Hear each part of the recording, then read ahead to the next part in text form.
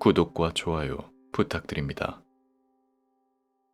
체험실화 괴담 폐공장에서 본 귀신. 저는 이제 막 군전역을 하고 복학한 외로운 복학생입니다. 제가 해드릴 이야기는 초등학교를 다니던 시절에 겪었던, 지금까지도 술자리나 무서운 얘기가 오가는 곳이면 빠지지 않는 경험담입니다. 당시 어릴 때의 기억에 의존을 하다 보니 정확하지 않을 수 있기도 하지만 비난은 삼가해 주시고 재미로 들어주셨으면 감사하겠습니다. 저는 당시 강릉에서 살고 있었습니다. 정확한 지명은 이야기해 드릴 수 없지만 저희 집에서 학교까지 통학을 하려면 걸어서 1시간은 좋게 걸리는 거리였습니다. 어려서부터 그렇게 걷는 것을 많이 해서 그런지 군대에 입대하고 행군을 할 때도 그렇게 힘들다는 것은 못 느낄 정도였습니다. 라는 것은 거짓말입니다. 행군은 아무리 해도 힘이 들더군요. 아무튼 매일 그 거리를 걸어 다녔는데 약 30분 정도가 지나는 지점에 항상 친구네 어머니와 친구가 나와서 저를 기다리다 함께 학교에 가곤 했습니다. 저희 집에서 한 방향으로 쭉 걸어가면 친구네 집이 나왔고 그 친구네 집에서 30분 정도를 더 걸어가야 학교가 나오는 것이었죠. 그날도 친구랑 이런저런 이야기를 하며 학교에 가고 있었습니다. 저는 빈 페트병 하나를 발견하고는 발로 차기 시작했습니다. 어릴 때에는 다들 그런 경험이 있으실 겁니다. 바닥에 빈 페트병이나 돌멩이 등등 잡다한 것들이 있으면 발로 차면서 가는 것이 당시에는 관례 같은 것이었습니다. 친구에게 패스를 하기도 하며 주고받고 하며 가고 있었는데 돌부리에 페트병이 걸려 옆길로 떨어져 버렸습니다. 당시 길을 설명해 드리자면 흔한 논밭길이 길게 일자로 있었고 좌측은 논과 밭, 우측은 물길이 있는 산이 있었습니다. 그런데 페트병이 우측으로 떨어져 버렸고 저희는 그것을 주우려고 갈 수 있는 길이 있나 찾아보던 중 숲풀 사이에 가려진 길을 발견했습니다. 저희는 여지껏 못 보던 길이었기에 그 사이에 페트병은 완전히 있고 몸을 웅크려 그곳으로 들어갔습니다. 제 기억으로는 5분도 채 되지 않는 시간을 걸었는데 양쪽이 숲으로 둘러싸인 곳에서 갑자기 탁 트인 공간이 나왔습니다. 그리고 그곳에는 아주 큰 집으로 보이는 것이 2채 있었는데 그 당시에는 집이라고 생각했지만 돌이켜보면 버려진 공장이었습니다. 친구와 저는 탐험 정신이 발동하여 학교를 마치고 그곳을 탐사해보기로 했습니다. 학교에서 내내 그곳 안에 뭐가 있을까, 간식은 뭘 가져갈까, 그런 고민들을 하며 수업을 마쳤고 친구와 저는 기대에 부풀어 그곳으로 달려갔습니다. 저희는 다시 그 숲풀에 가려진 길로 들어섰고 폐공장 앞에 다다랐습니다.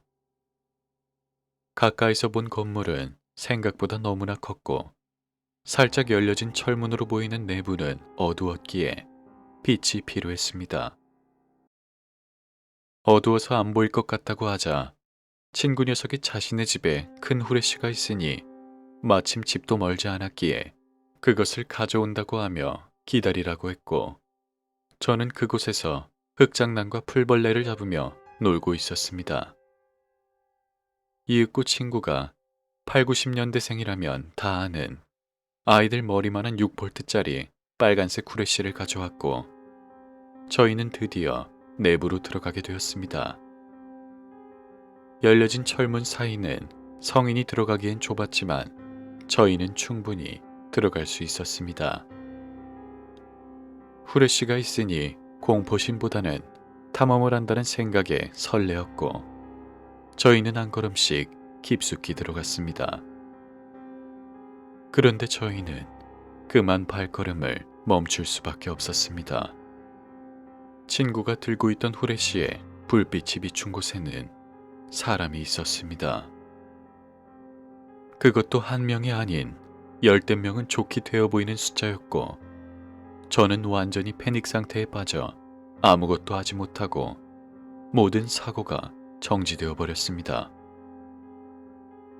그런데 친구 녀석은 놀라는 듯 싶더니 곧 아무렇지 않게 저를 보며 웃기 시작했고, 잘 보라며 친구가 가리킨 곳에는 마네킹들이 서 있었습니다.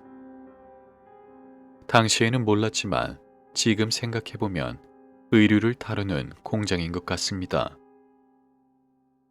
저는 놀란 가슴을 쓸어내리며 탐험을 재개했고 2층으로 올라가는 철계단이 보여 그곳으로 향했습니다.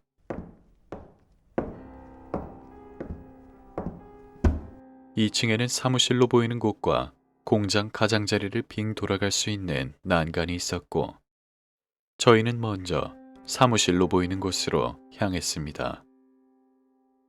버려진 지 오래된 것 같아 보였고 먼지가 하얗게도 아닌 회색 빛으로 두껍게 쌓여 있었습니다. 저희는 책장도 열어보고 캐비넷도 열어보며 오래된 수첩의 먼지를 털어 뭐라고 쓰여 있는지 알 수 없는 글자들을 암호에도 카듯이 놀기도 하였습니다. 그러다 친구가 지루해졌는지 나가자고 했고, 저도 2층을 다 돌아보고 옆 건물로 가자고 하며 나가려고 했습니다. 그런데 사무실 문에는 밖을 볼 수 있는 창문이 있었는데 그곳에 마네킹이 마치 안을 들여다보듯 서 있었습니다. 이 부분이 말이 되지 않는 것이, 사무실 문은 바깥으로만 열리게 되어 있는데 저희가 들어올 때는 분명 아무것도 없었던 곳이었습니다. 이때 저희는 그곳을 나왔어야 했습니다. 그런데 그때는 어렸던 나머지 그 마네킹에 그냥 놀라기만 하였고 문을 비집고 아무렇지 않게 사무실을 나왔습니다. 그리고 2층의 가장자리에 나 있는 난간을 한 바퀴 돌아 올라왔던 계단으로 내려가려 하는데 뭔가 크게 떨어지는 소리가 났습니다. 저희는 서로의 눈을 쳐다보며 사람이 왔나 보다 싶어 검지를 펴서 조용히 하자며 입에 가져다 대었고 잠시 동안 숨을 죽이고 있었습니다.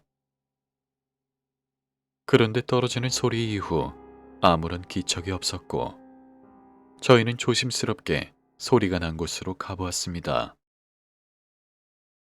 그곳에는 마네킹이 난간에서 떨어졌는지 바닥에 떨어져 있었고 마네킹의 머리 부분이 갈라져 기괴하게 보였습니다. 지금으로선 상식적이지 않은 일들이 한두 개가 아니었는데 귀신이라는 것 자체를 잘 몰랐을 나이라서 그런지 그다지 무섭다거나 그런 감정은 없었습니다. 그렇게 저희는 탐험을 마쳤고 원래의 계획은 2개의 건물을 다 돌아보려고 했지만 둘 다 흥미가 떨어져 이만 돌아가기로 했습니다. 그리고 다시 숲길로 들어서며 뒤를 돌아보았을 때 문틈 사이로 몸을 반만 내놓고 누군가가 우리를 쳐다보다가 옆으로 미끄러지듯 사라지는 듯한 것을 보았습니다. 그것이 제가 만들어낸 상상인지 사실인지는 알고 싶지 않습니다. 두 쪽 다 기분이 썩 그렇게 좋은 것은 아니니까요. 아무튼 그 일 이후로 나이를 먹으면 먹을수록 이상했던 점들이 한둘이 아니라 성인이 된 지금까지도 또렷하게 기억하고 있는 일 중 하나였습니다. 글을 쓰는 재주가 좋지 않아 잘 전달이 되었을지는 모르겠지만 끝까지 들어주셔서 감사합니다.